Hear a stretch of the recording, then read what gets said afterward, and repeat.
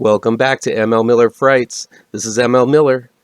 I'm excited to announce that as of today, I'm officially a part of the Kings of Horror Network. I wanted to give a big thanks to Mike Lenzini and the Kings of Horror for welcoming me with open, bloody arms. I'll be posting my new videos through them from here on out, allowing me to get the word out to more ghouls and goblins across the interwebs. I'm still going to be posting on this channel, but be sure to check out Kings of Horror as they have quite a massive selection of films, interviews, merchandise, and other awesome horror content. If you like horror, you're definitely going to find something for you at Kings of Horror. Look below for the links to their website and YouTube channel. Now let's get into the review for the day. Today we are taking a look at a new film that's just been posted on Shudder. It's called Warning, Do Not Play. It's by director Jin-won and written by him as well. Anyone who may have crossed paths with Jin-won's The Butcher knows that the South Korean filmmaker can deliver some harrowing and disturbing cinema. There are moments from that film that I can't unsee, and it's a film I told myself I wouldn't watch ever again because it was so disturbing. Warning, Do Not Play is only Kim's second film. This time, he has made something more for the masses, and while it is wonderfully done, it also felt like it was venturing into territory that was well tread upon in the 90s and aughts during the J-horror craze that paired ghosts with all forms of technology. At least that's what I initially thought when I went into Warning, Do Not Play.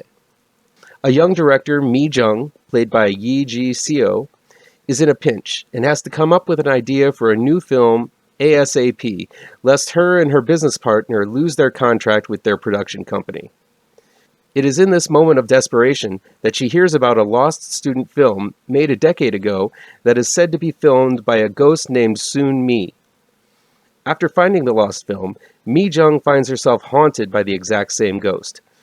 The rest of the film flips between the film, which is entitled Warning, and Mi Jung's own struggles with the ghost. At the beginning of the film, there are quite a few jump scares and coming-at-you scares that work, but still give off more of a popcorn quality than the heavy tone that I think Warning, Do Not Play wants to have. There is the pairing of paranormal with technology, and while the first hour is nicely paced and full of ominous moments, harrowing sounds, and well-placed moments of darkness, it still doesn't feel like anything new. I also had some issue with how fast Mi Jung is able to find the lost film. It really doesn't take that much work at all. So I was feeling like this was not going to be the film I wanted it to be going into it.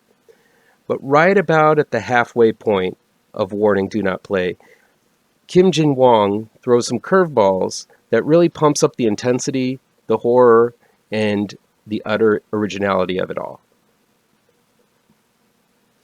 The reason why The Butcher was so horrifying was that it was a found footage film taken from the point of view of the victims.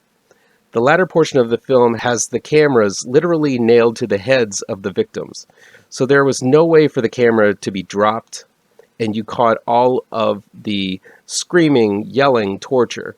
The audience was forced to watch these horrifying events basically as the victims experienced them, playing out like what seemed to be an authentic snuff film. And these events were genuinely horrifying, scarring even. Warning, Do Not Play is a film that plays out in a classically filmed and cinematic fashion, but occasionally Mi Jung, who is our protagonist, looks through her phone screen to try to differentiate between what she sees and what is actually there. So occasionally the first-person point of view is used. Halfway through, much like the viewer, victim, in Butcher, Mi Jung walks right into the middle of the movie she is researching, and is being watched by her assistant as the movie plays out on his laptop. It's this meta style of storytelling that threw me for a loop and really elevated this film to another level altogether. It felt more like a Christopher Nolan Inception-like film that folds in upon itself rather than your typical J-horror tech ghost film. There's a level of storytelling sophistication at play here in the last, I'd say, 45 minutes, involving the observer and the film playing out in front of you that I don't know if I fully understand, but I know I like it. Kim Jin-won is saying something about the observer being an integral part of the filmmaking process in Warning Do Not Play, which feels like an extension of the same thing he was trying to say in The Butcher. While it is more of a mainstream-style film, Warning Do Not Play continues the themes that lay below all of the screaming and bloodshed that began in The Butcher, and actually makes me want to revisit the film again, even though I said I would never revisit it, as I think it enriches Warning Do Not Play after seeing it. I don't think it's a leap to look at filmmaker Kim Jong-won's own filmography with two films spaced apart by a decade, and not see how similar it is to the story playing out in Warning Do Not Play, where a decades-old film is unearthed and revisited. The latter portion of Warning Do Not Play gets extremely bloody. Mi-jung becomes trapped in a theater without exit, with a ghost relentlessly pursuing and trying to murder her. It's a nightmarish scene to see unravel.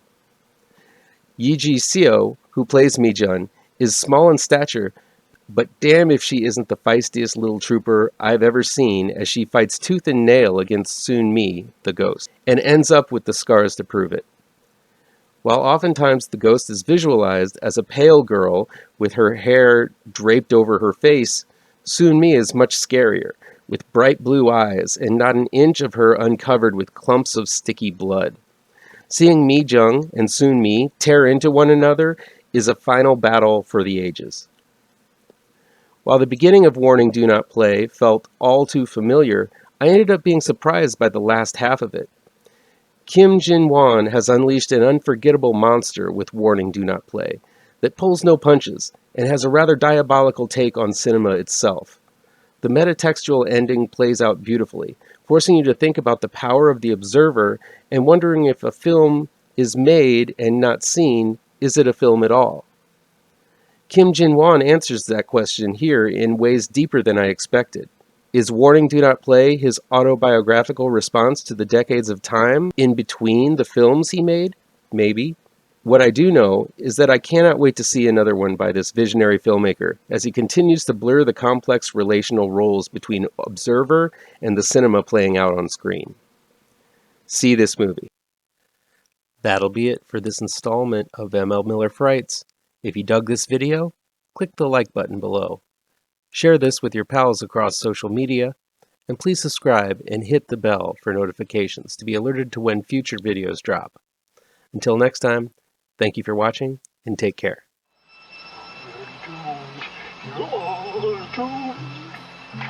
You're doomed to live the life you're meant to be, stuck inside